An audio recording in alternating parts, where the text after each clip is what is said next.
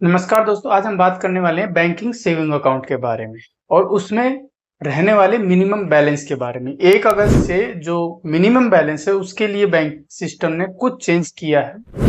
काफी private bank ने तो बहुत ज्यादा मिनिमम बैलेंस रखने की शुरुआत की है जो 1 अगस्त से लागू हो गई है, और काफी ऐसे बैंक है जिन्होंने अपने पहले की तरह ही अपने जीरो बैलेंस को मेंटेन करके रखा हुआ है।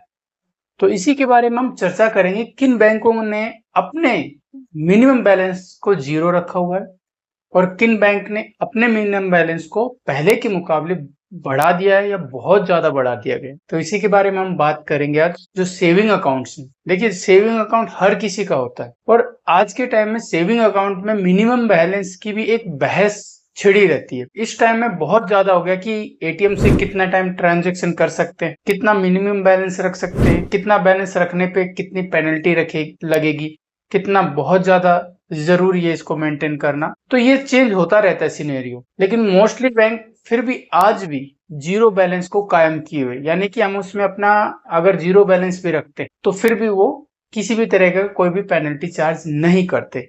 लेकिन लगभग जो हर कोई प्राइवेट बैंक है वो जीरो बैलेंस से जुड़ा हुआ नहीं है। कुछ ही बैंक है जो जीरो बैलेंस के साथ अपनी सुविधाएं देते हैं, लेकिन वो एक उसके अंदर कंडीशन रख देते हैं कि आप अपने अकाउंट में 10,000 रुपए की ही लिमिट रख सकते हो अगर जीरो बैलेंस रखते हो। जैसे कोटक बैंक भी है, वो 10,000 तक की लिमिट देता है। अगर उससे अगर ऊपर अगर पैसा रखते हो उस बैंक में या ट्रांजेक्शन करते हो तो आपको फिर वही है, आप उसको मिनिमम बैलेंस को 10,000 रुपए रखना पड़ेगा। तो ऐसे ही काफी ऐसे बैंक है जिन्होंने अपना मिनिमम बैलेंस बढ़ा दिया गया है और बहुत से ऐसे बैंक है जिन्होंने अपना मिनिमम बैलेंस जीरो ही रखा। तो आज इसी के बारे में चर्चा करेंगे। वीडियो काफी छोटी है, इंफॉर्मेटिव है, प्लीज इसे कंटिन्यू देखें और आप भी जान सकते हैं कि आपका किस बैंक में अकाउंट है और उसकी अभी तक की क्या स्थिति है, जीरो बैलेंस रखना है या उस बैलेंस को मेंटेन करना है। बात करें सबसे सरकारी बैंक में स्टेट बैंक की, स्टेट बैंक ऑफ इंडिया।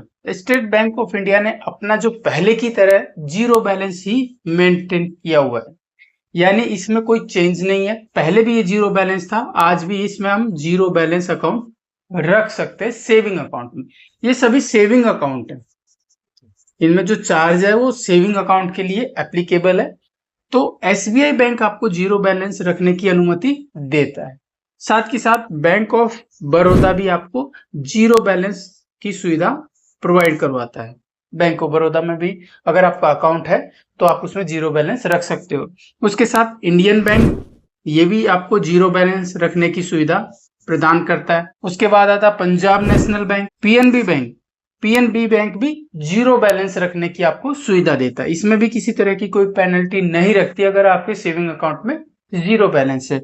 उसके बाद आता है कैनरा बैंक। कैनरा बैंक के अंदर भी जीरो बैलेंस की सुविधा है, आप इसमें अपना मिनिमम बैलेंस जीरो रख सकते हो, जरूरी नहीं आप इसमें 10-5 हजार रुपए ही रखो। फिर आता है bank of India, BOI. Bank of India के अंदर भी जीरो बैलेंस की सुविधा को कंटिन्यू किया गया है, यानी इसमें भी आपको मेंटेनेंस की कोई टेंशन नहीं है। अब बात करते हैं union bank. Union bank government bank है पूरी तरीके से, लेकिन इसमें मिनिमम बैलेंस आपको 1,000 रुपए रखना ही रखना है। इसमें 1,000 रुपए का मिनिमम बैलेंस की सरकार ने प्रावधान रखा है। उसके बाद आता है बंधन बैंक। अगर आपका अकाउंट बंधन बैंक में है तो आपको 5,000 रुपए उसके अंदर मिनिमम बैलेंस मेंटेन करना होगा। बंधन बैंक का जो मिनिमम बैलेंस है 5,000 रुपए, यानी अगर 5,000 रुपए से आप नीचे जाते हो और आपका टाइम कितना होता है आपके पास, लगभग 29 दिन, यानी 29 दिन तक तो आप 5,000 से नीचे जा सकते हो, लेकिन 30 दिन होते ही आपको पेनल्टी देनी पड़ सकती है। इसलिए आपको महीने में 5,000 से नीचे नहीं जाना है। फिर आता है एचडीएफसी बैंक। एचडीएफसी के अंदर 10,000 का है, जो पहले भी 10 था और अभी भी 10,000 रुपए ही रखा हुआ है मिनिमम बैलेंस। उसके बाद है कोटक महिंद्रा बैंक। कोटक महिंद्रा बैंक, उसके अंदर भी मिनिमम बैलेंस 10,000 रुपए, आप इसमें 10,000 से नीचे नहीं ले जा सकते। एक्सिस बैंक, एक्सिस बैंक में पहले 10,000 था, अभी 12,000 रुपए है।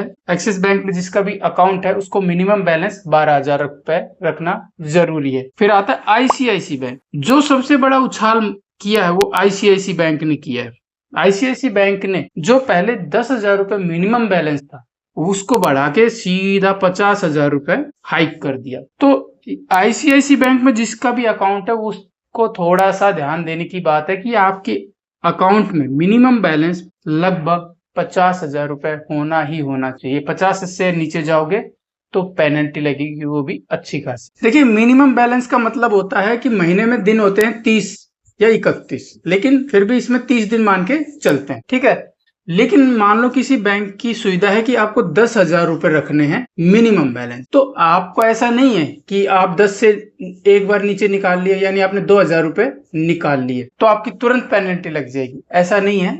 देखिए, 10,000 रुपए को आपको अगर 2,000 रुपए आपने निकाल लिए तो आपको लगभग 29 दिन मिलते हैं, यानी महीने भर में आपको 10,000 मेंटेन करके रखना होता है। ये होता है मिनिमम बैलेंस का मतलब, यानी आपको मेंटेनेंस पूरे 30 दिन के अंदर आपका वो रखना होता है जो चार्ज फिक्स किया गया है बैंक के जरिए। ऐसा नहीं है कि आप तुरंत पैसा निकालोगे तुरंत पेनल्टी लग जाएगी, नहीं। आप जैसे पैसा निकालोगे तब एक मैसेज होता है कि आपको मिनिमम बैलेंस मेंटेन करना है इस महीने के पूरे दिनों के अंदर। तो ये कुछ ऐसे बैंक थे जिसमें जीरो भी रखा हुआ है, जो अपने पहले सीजन का जीरो था उन्होंने कंटिन्यू जीरो बैलेंस ऑक्यूपाई किया हुआ। जिनका पहले थोड़ा था उन्होंने ज्यादा बढ़ा दिया प्राइवेट बैंक ने, ज्यादातर तो प्राइवेट बैंक्स हैं।